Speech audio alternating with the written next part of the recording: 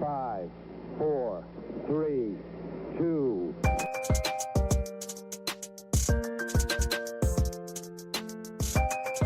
Tier 1 performance.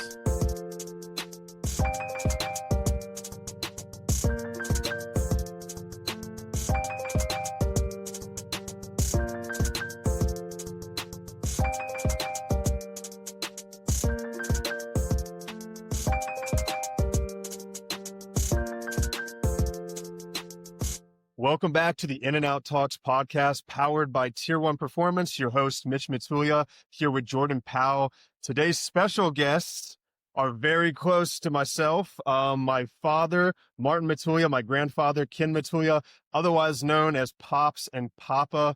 Guys, welcome to the podcast. I really appreciate you guys taking the time. Matulia household inbound is great.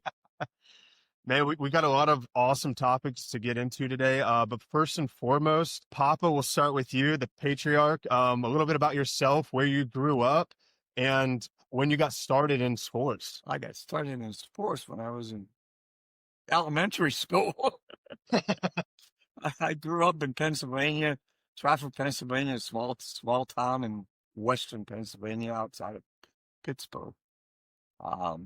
Went to played high school ball, then went to college in Reedley, California, and got married and been all over the country.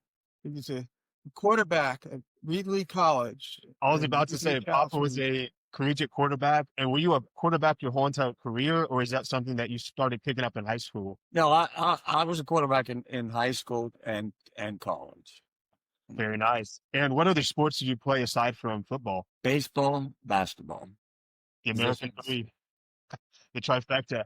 And how was it? I mean, because you guys played in single bar. You showed me a photo recently of your senior season, and you guys had one bar across your helmets in football. That's right. My first year, only 7 of us received that bar, not the whole team, just 7 players. Only the 7 important players with the prettiest faces got there. Well, I don't know if they were the most important, but maybe they were the ugliest and trying to hide us. But that was it. They're the ones that had teeth. That's why. Yeah, there's a lot of guys that lost teeth. That's for sure. They had dental. Yeah. And those are back in the days where they would give you guys salt tablets in the summertime during 2-a-days. Was that a thing back then, Papa? I'm not hearing you too well. Can you hear me? This is feedback. You're kind of muffled, Mitch. Okay. Testing. There we go. Oh, That's there Sounds we a go. lot better. Yeah. But now he's mute. Okay. Okay, now it's better. All right. Now it's better. Yeah. All Awesome. right. Awesome. Yes, So, I'm Papa, were those back in the days where you had like wool uniforms, salt tablets during 2-a-days in like August? Yes. Okay. Yeah. Full uniform. Yeah. Full uniforms, first day of practice. So What needless was to the weather say- like when you were there? What's that? What was the weather like in Pennsylvania when you were playing? It was hot in the summer. Yeah.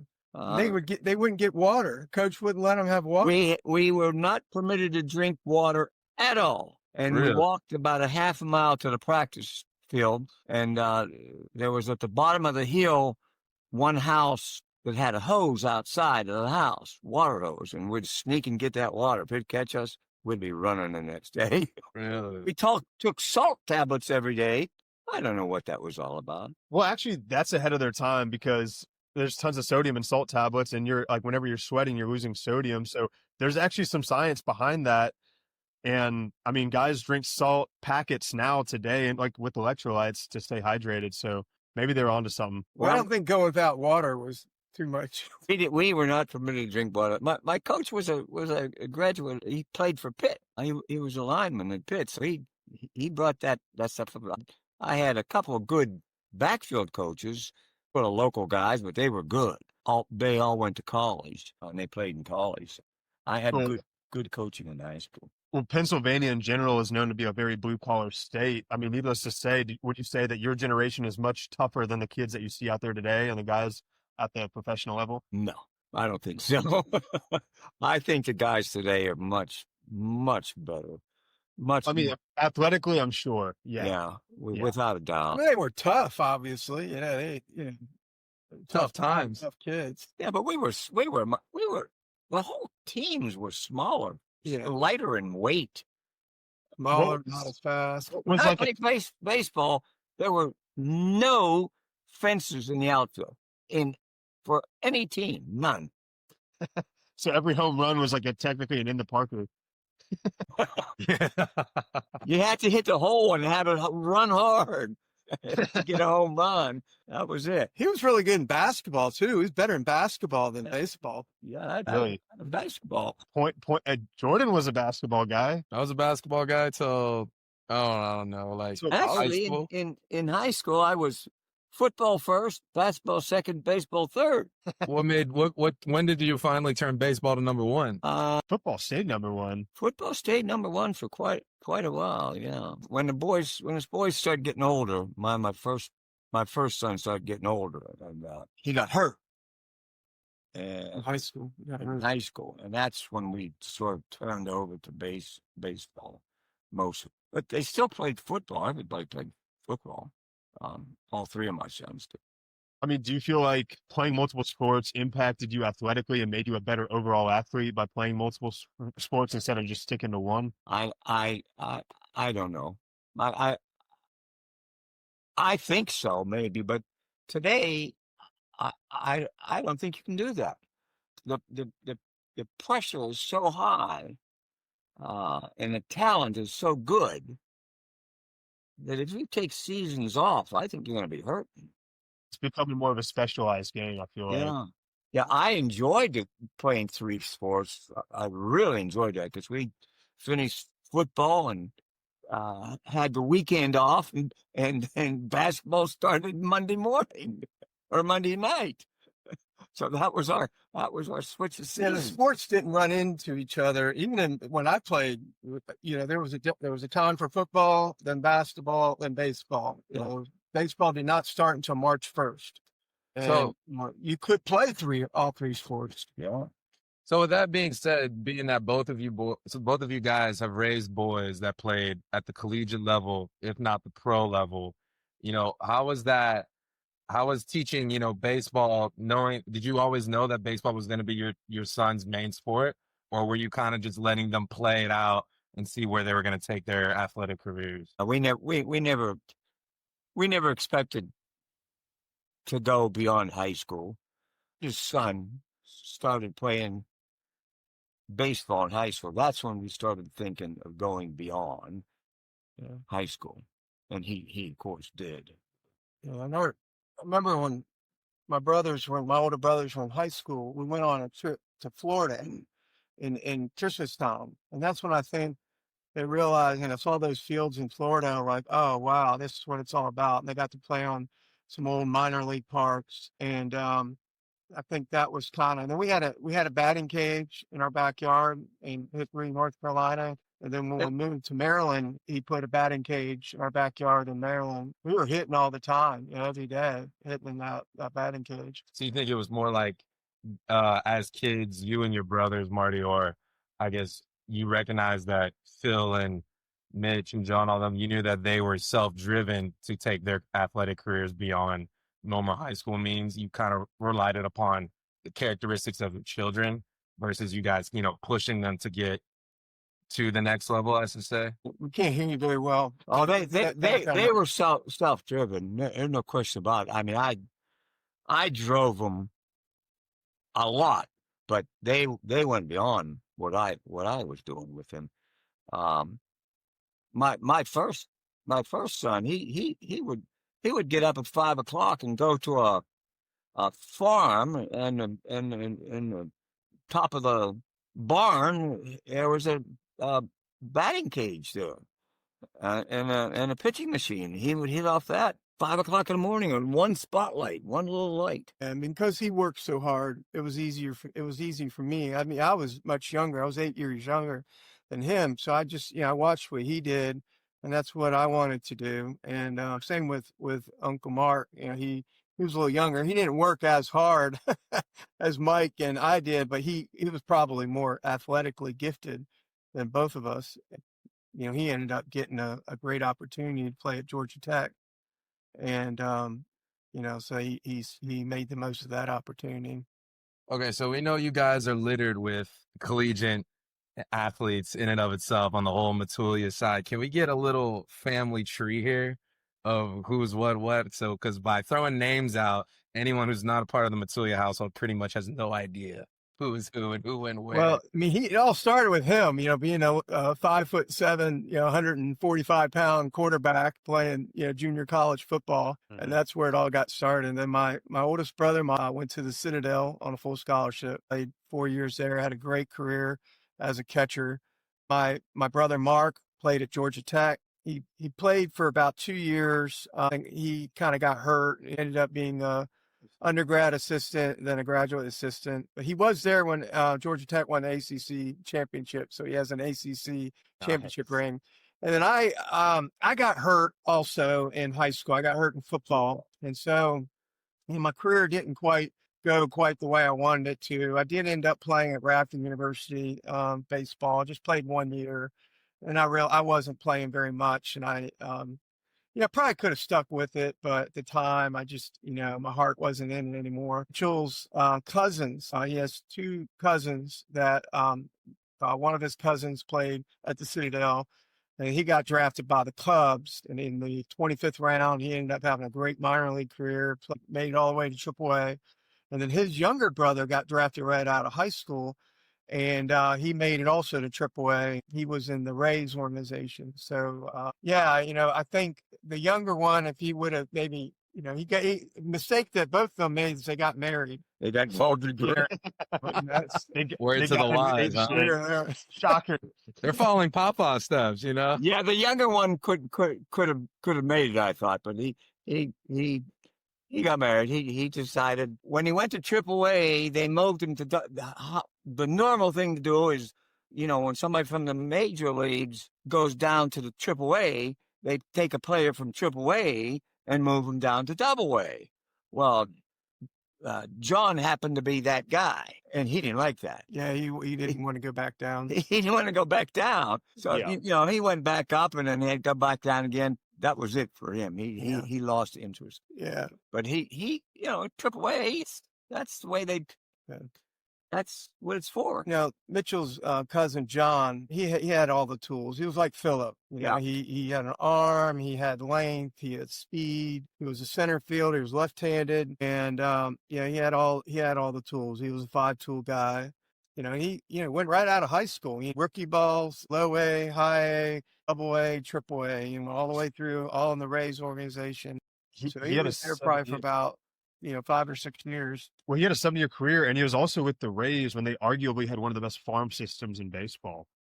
I remember that. Yeah, at that time, and they really had some good players. He played with a lot of guys that made it to the major leagues. Mm-hmm. I think he played with Longoria for a while, and I'm trying to think some of the other guys, but there were a few. No, that's awesome. I mean, and then you had Phil go to UTSA, right? And then not Phil. Mitch went to UTSA, and then Phil went to La Tech right after that. So generation upon generation of athletes. I mean, that's super impressive. I mean, yeah, it was kind of fun when Philip was playing that independent ball with the Unicorns up in Michigan. There was a Unicorns. guy that's on the TV. He was saying about our family. It's like reading Philip's bio. He's like, oh my gosh, this guy's whole family played baseball, and he had. Brother played college, dad played college, his uncles. And it's like, man, I bet you those guys have some stories to tell. I think it was when we it were in Tampa last week, Nana was saying we went through 25 years of Matulia being on the baseball field, straight. Oh yeah. We followed once Mitch and I was retired then, so we bought a motorhome and we started following him and then John and Matt. 4 of them. We traveled all over the country watching ball games. I believe you still got one more left. Ryan. He's playing Ryan. first year college ball at Lake Sumter State College in Florida. Yep. So he's the last one, right? So we'll have to wait for the next generation. And Yep, that's and then it's the next generation, right? Who should be following But, us. the thing about that is, like I said before, having all those for Mitchell and Philip, having older cousins playing, professional baseball, that motivated them. It was inspiring. Mitchell, remember one time we took Mitchell and Joe and Philip to see Matt play in Mobile. He played a three or four game series, and we drove all the way over from Houston. Spent the week with my sister-in-law, and we went to Matt's game every night. And that stuff inspires kids. I'll never forget when we first moved to Houston. Mitchell was, probably 6 years old, and I remember taking. I guess he was probably 6 or 7. I took him and Joe and Philip. We went to see Rice University play at Rice, and that was the year they won the national championship. We saw them in a regional, and the boys were getting autographs and that kind of stuff. That's probably. Other than obviously all the hard work that goes into it, the kid has to be inspired. That's what I want to do, because he's not going to put in the work unless he knows. He's first got to have the dream, and then he's got to understand what it takes, the hard work, the discipline. Think about how many tournaments, we played. And then along with that, the parents have to be committed, because you're putting so much time and money. All your summer vacations are, baseball tournaments. And then if you have a sibling that doesn't play baseball, like Joe, he had to tag along all the time. Of course, we would make it up for him in his wrestling tournaments and his football games. He was sneaking chocolate bars. He had his season too. We always wondered what people did on weekends. We were always playing ball. My grass was never the best in the neighborhood, because I couldn't work. My dad can totally relate to that too. You grow up thinking that like every kid does that, right? You're like, Well, every kid that we knew did that. Right. The other kids, we didn't know what they were doing on weekends. Whenever I heard about kids sleeping in on a Saturday, I was like, "You're crazy, man! Like, what are you talking about?" My dad's too angry to let that happen. We didn't sleep in any time. It was baseball all the time. Having 3 sons, what else were we going to do? We had 3 athletic sons, and it was baseball, football. We even played basketball. Realized, pretty quickly that not that they weren't any good, but they were going to be too short. Basketball. It goes without saying, because I remember, you and Mitch would walk into the zone or something, and then I'd already be there with my dad. And we'd be like literally hitting next to each other. And then, I go off to college, Mitch is off to college. I go back to the zone, and then you're walking in with Phil when he looks like a 6th grade middle schooler with the body of a 11th grader, with the face of a 2-year-old. Yeah, even there though, that's the point I was making before. Like when you go into those batting cages, you see all these kids, and kids getting lessons, kids hitting. Say you're 10 years old and you see 12-year-olds and 14-year-olds. And you're like, that's really motivating, because you realize, oh, wow, I'm not as good as I think I am, and I've got to get better, and I want to get better. And I think, sometimes kids that don't have that opportunity, they don't really know like how good, other kids are. So that's one of the positives of the whole select baseball thing, is you do realize that, there's a lot of good players out there. There's a lot of negatives too, but that is one of the positives. And you guys are both obviously longtime coaches as well. How many days per week do you feel like baseball players specifically should be practicing their craft in season and off season? Wow. Well, my youngest grandson now, Ryan, I think we practice every day of the week, 7 days a week. Go to church on Sunday and get out of church and go to the field and hit. Too much is he wanted to go. For times I said, no, I want to hit. So we go 7 days a week.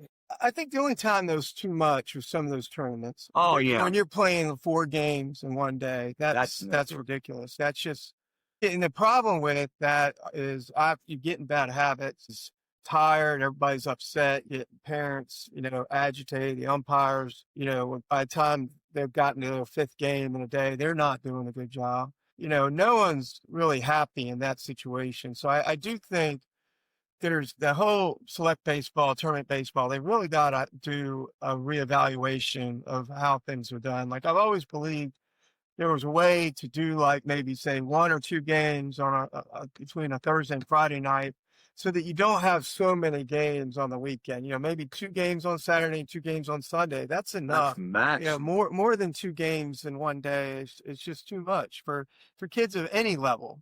And I think that's the biggest mistake right now in select baseball. And it's gotten too, and from what I understand from you guys, it's gotten even worse. And that's unfortunate. Yeah, the travel ball, That's what burns out kids is Yes. playing too many games. and traveling. 100%.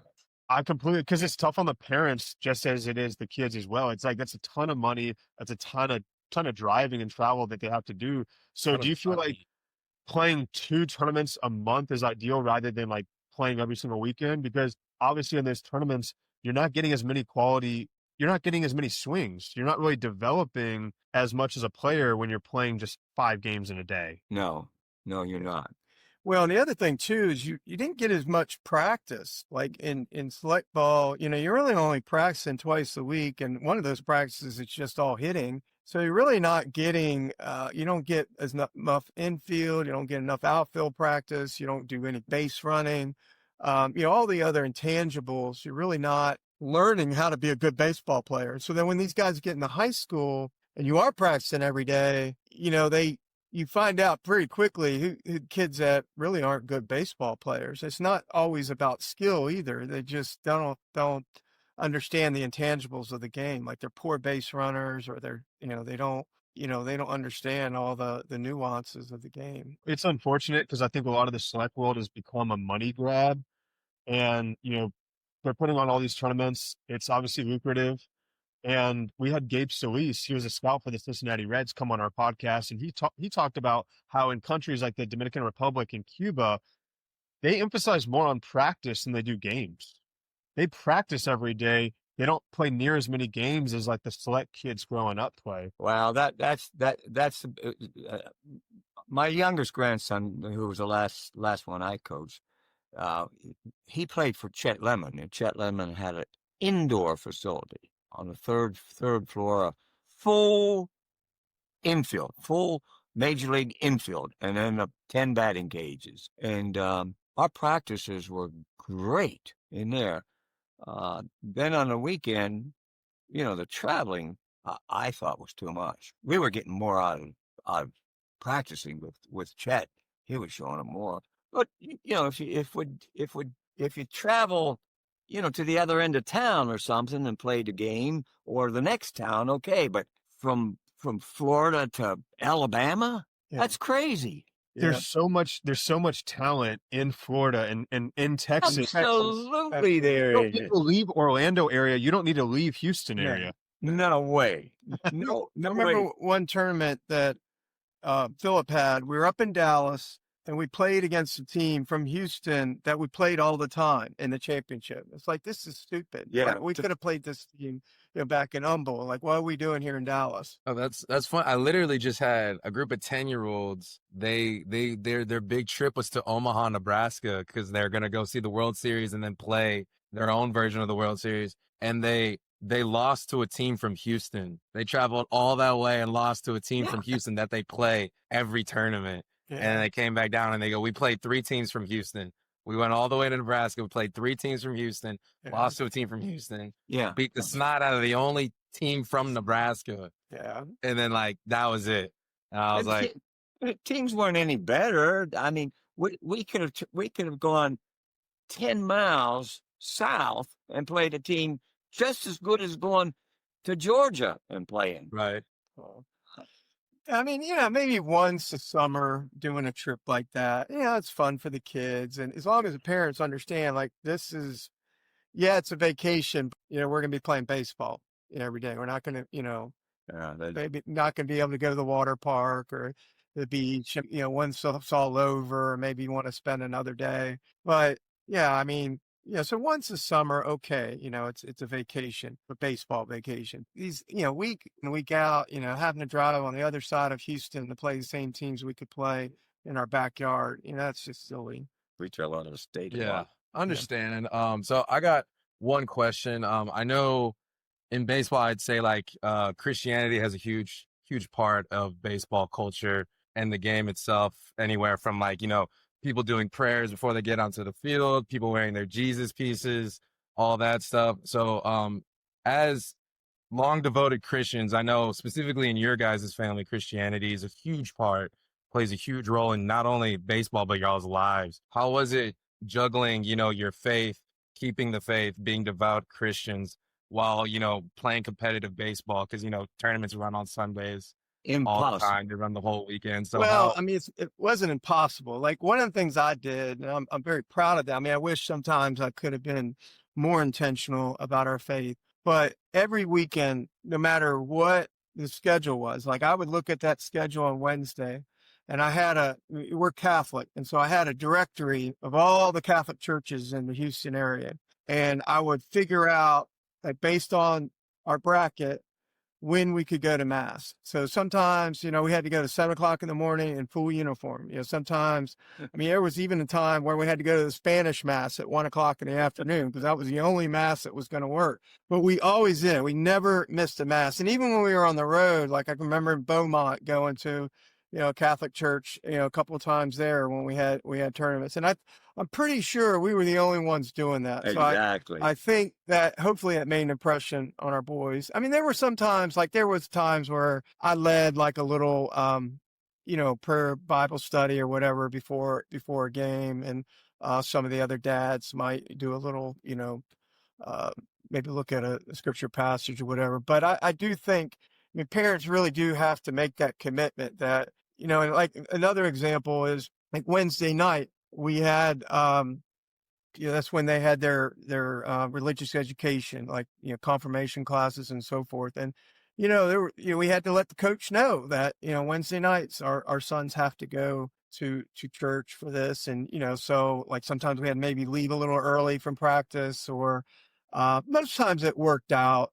but you really have to Work really on it. make an intentional decision. Like this isn't a priority for our family and we're not going to allow, baseball to be our God. We really have to be intentional about it. And, and I talked to a lot of parents and they really admired that we would go to mass. That's not the norm. Yeah. That's not the norm. Maybe one or two of the kids would go to church. And I think remember being in full uniform in those pews. I hated playing Sunday morning. I mean, there's one thing I could change is that there should be no Sunday morning games. Exactly. Play a doubleheader Sunday afternoon, semifinal, championship, and that's it. Everybody else is, you eliminate all the other teams Saturday night, and you come back with 4 teams on Sunday afternoon. That's it. Yeah, And that'd and be I better know- for the umpires too, because then they're only doing 2 games on Sunday afternoon. They're fresh. They're not making bad calls because they just want to get out of there. And, playing late at night, Sunday night, especially during the school year, because, you start playing in March and April, it's still school. You still have school the next day. And, that's hard on kids. No, it really is. I mean, that's one of the main reasons when I coach on Sundays, a lot of people only have time on Sundays. So when I coach on Sundays, I start from like 1 to 5 because a lot of the kids have church in the morning. And why am I going to go be available to coach people that are in church? Right. It just doesn't Right. make sense. And then I don't coach Wednesdays either because I know Wednesdays is a huge church day for people during the week. So, I mean, it kind of makes sense. And then I've actually had students tell me like, oh, I can't, I'm at church those days. Like Ethan Allen's huge church goer, one of our best kids. And he's like, I'm not available to you guys on Wednesday because I go to church all the way out on the north side of Houston. I'm not going to be available to do that. Right. And we're like, okay, we'll work around that. There's 6 other days of the week. Yeah, that we can- I agree with Marty. He had to take Sunday and just forget playing on Sunday. Yeah. The Sunday afternoon. Like we do, we practice on Sunday afternoon. Batting practice in the cage, but that was it. Yeah. When I played in the Baltimore Beltway League, which was like kind of a precursor to select, we would play Tuesday night, Thursday night, doubleheader Saturday, doubleheader Sunday, all summer long. Like there were no tournaments. You had a schedule. You played the teams in West Baltimore. That was your division, and then there were teams in East Baltimore. That was another division. So you only played the team in the other division, like one of those double headers, on a weekend that, because you were traveling a little bit further. But, we played 100 games one summer. I remember when I was 12, 13, and that was the schedule. But we didn't have these tournament. You maybe had an end of the season tournament, for World Series or whatever. But that was in Baltimore. Baltimore's a big city, so you could play all over Baltimore and quality play.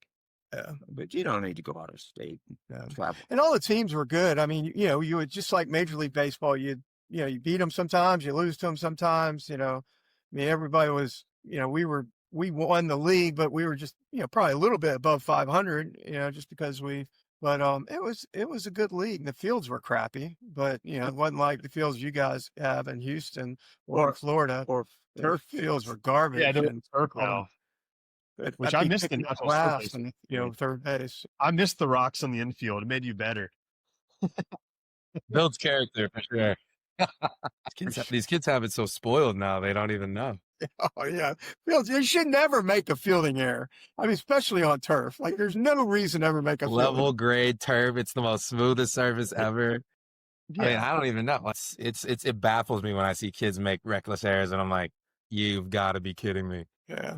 And talking about the athletes today too, kids have access to so much information out there, whether it be way too much. And so when is the point where stick to the basics needs to be the message to the younger generation? Well, first of all, I call it paralysis by analysis. And one of the things that I remember him telling me, like whenever I was in a slump or something, he'd just say, look, just focus on one thing. See the ball, hit the ball. That's what Pete Rose used to say. Whenever you're in a slump, you just got to say, you know what, I'm just going to focus on hitting the ball back up the middle. That's all I'm going to focus on. And then, then you get going again. But yeah, and one of the things too, it's interesting, like from when I started playing to when I started coaching, even now, the hitting philosophies have changed somewhat, but it's still the same game, but these hitting philosophies kind of come and go, and they're sort of cyclical.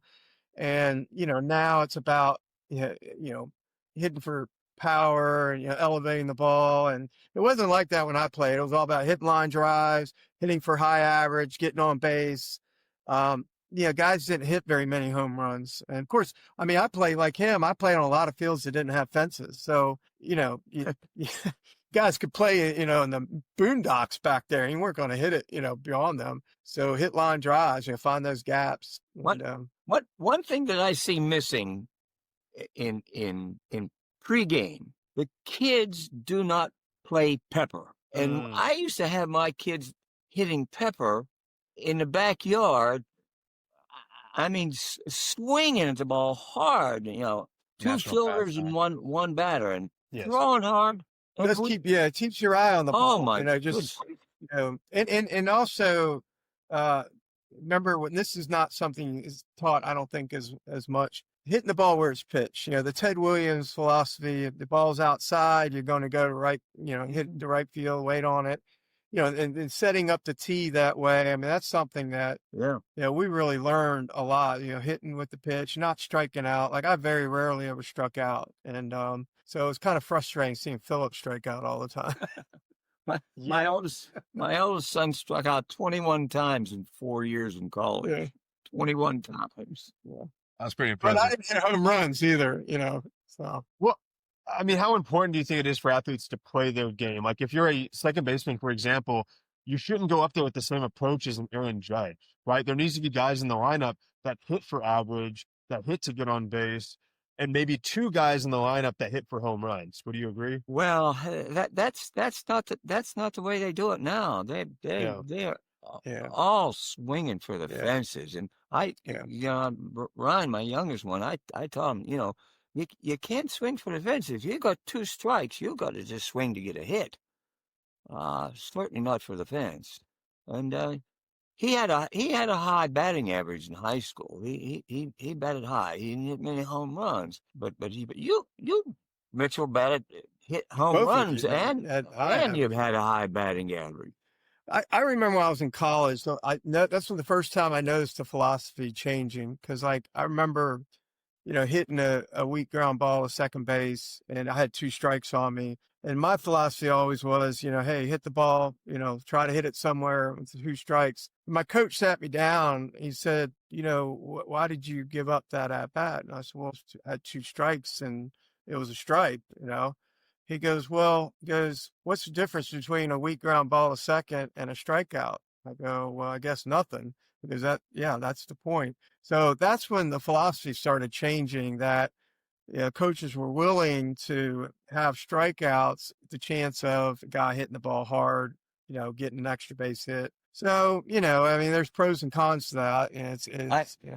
I I don't agree with that philosophy, because this past year in high school we had a good team. I didn't coach it, but my son coached, and the most of the kids swung for the fences, and we didn't hit any home runs. I think we hit 3 all year. The swings were Yeah. all deep, and Ryan hit line drives, and he had a big batting average. Yeah.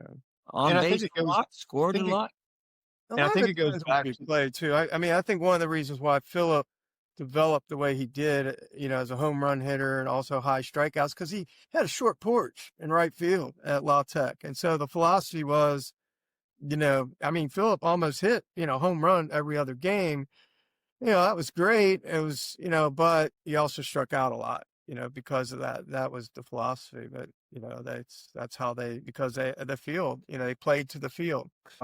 And the way Jordan and I teach hitting is the Ted Williams, the Tony Gwynn philosophy: be a pure hitter first. The power will come with time. Home runs, Exactly. accidents, you stay extended through the baseball. You meet the ball flush. The ball is going to go as the That's velocity exactly right. as you get stronger with age. Mm-hmm. Yeah. That's right. Yeah. I agree. I think I remember going to a tournament in Jupiter for the perfect game and having all the scouts come in. And I think my dad was listening, and I hit a shot through the 4-hole line drive single, and like scouts were watching, MLB scouts, college scouts were watching, turned a couple heads. And then I had this 6'4" teammate, last name was Walker. And I mean, he just hit a moonshot pop up. It was a pop up. Guys on the track though, camping under it for 3 seconds, like in left center, catches it. Still a pop up, but the scouts go look at him, saw that, and go, we can work with that, and like, and but just on projectability, that's like kind of going back to what you said, Marty, shifting, right? Everything's kind of shifting, like. And then, you get a guy like me and Mitch, we batted 500 in high school. Mitch had home runs to show for it. He had like 3 times as many home runs as I did, but I mean, my philosophy was line drives. And then when I got to college, my college coach told me, I got 8 other guys that could put the ball out. I was like, how many guys I can get on base to double up those runs? He goes, I only got 1. So he goes, if you want a starting spot in this lineup, you're going to have to find a way to get on base, because I don't need dudes to jack it out 1 through 9. Having guys I think I played a big part in why that program succeeded, because I was always on base. And I know Mitch loved it when I was always on base in front of him, and he just literally swung me in. I mean, I didn't get as many steals as I should have, but Mitch swung me in all the time. One of the things that you guys do, I think, is so important. You see more and more, you have to be a good athlete, and like speed, speed is so important in baseball. And, kids from an early age, they need to be good athletes. They need to develop those, and that's something that you guys are teaching, and that's really important, because that's one thing, that those are the guys that they give a chance to. What you say is right. They figure, well, we can, he might have some bad habits hitting, but we think we can correct those. You really can't, once a kid's 18, you really can't teach them how to get any faster. It is what it is. And so, kids at a younger age, I think they can do, and that's why I think too, playing other sports is important, At a younger because age, yeah. you learn certain, like in basketball, you learn certain quickness in basketball, football, you're learning conditioning and hard work, and so there's different skill sets you learn toughness in football, obviously. And, all those things helped our sons, playing all 3 of those sports. Yep. Really helped them. Yeah. Our sons played all of them also. My sons. Yes. Certainly. I loved football. Football is my favorite sport. Mine. I got hurt. I got hurt and I didn't get any bigger. I think all of us got hurt in football. But the toughest, I don't think a lot of kids realize like how tough big league baseball players are just to play 162 games a year plus some. It's like those guys are physically and mentally tough, right? And so we always tell kids, hey, don't just stick to baseball at age like 9. Try Yeah. to do something physical, whether it be martial arts, football, something. And then when you get to high school, if you want to specialize in one, that's fine, right? Yeah, that's about where maybe you should start specializing in high school. By 8th grade, 8th, 9th grade, you kind of figure it out. You probably have to do that because the teams overlap in Yeah. high school. Right. I think the only guys that can get away with it is if you're built like Bo Jackson or Aaron Judge. It's just a one-off situation. Yeah, you can just walk on at any time. Yeah. But Sure. still, you miss 2 football games or something. Yeah, no, you do. Jordan would always miss the first 2 tournaments of the baseball season because of basketball. Yeah. One then of the things, basketball, you you missed the guys first 2 playing in tournaments of Houston, football. in that heat, playing that 100-degree heat with the humidity, and catching, all those games. That's something too that you can't teach. You play in that kind of environment and you do have a certain toughness about you that maybe the other guys don't have because you have played in that kind of weather. Yes, I think that does go a long way as well. I agree more. Well, Pops, Papa, that's all the time we have for today. We really appreciate you guys coming on. We're We appreciate it. It's already been a quick 45 minutes. Yeah, it has been. And it just flies by when we're talking shop and baseball. But we're really glad we can get you guys on, and thank you for taking time out of this precious Sunday to get on here with us. Oh, And yeah, we'll- we're missing a ball game on TV. Yeah. Guys will keep Yankees, Red Sox watching game, baseball. Jordan. they're not even Yankees or Red Sox fans. I don't know No, what neither one. We watched golf earlier this afternoon. Well, somebody needs We to let get them know that they frustrated can with that record because these they're games. they can do things that we can't do. And that's Oh, my frustrating. goodness. I was watching literally cornhole last week because of that dead week of sports. So I'm ready for football season to come on. I'm ready for baseball season to get nasty again, and I'm ready for all these. October is like the best month, man. Yeah, I know. Yeah. Cooler weather. It's just a win for everybody. I can't wait. Oh, but thank you guys for coming on. That'll be it for this episode of the In and Out Talks podcast. Hopefully everything comes out and we can launch it live. And then if it ends up working out, then we can do this a 4-call way where, Papa's at home and then Pops is in Alabama and then Mitch is at his place and then I'm at my place and we can do a 4-way call. And then we can even get the uncles on and then we can make it a whole Matulia affair if this ends up working out well. I'm going to stop recording. Make sure you tell all those female fans out there, he's been married 66 years and I've been married 32 years. So we're taken. So, those women out there. Yeah, tough market these days. I'll be sure to let all the women and gentlemen know. Whatever you're into. Whatever you're into, we don't judge here. Not a tier 1 performance, but I'll stop there. 5, 4, 3,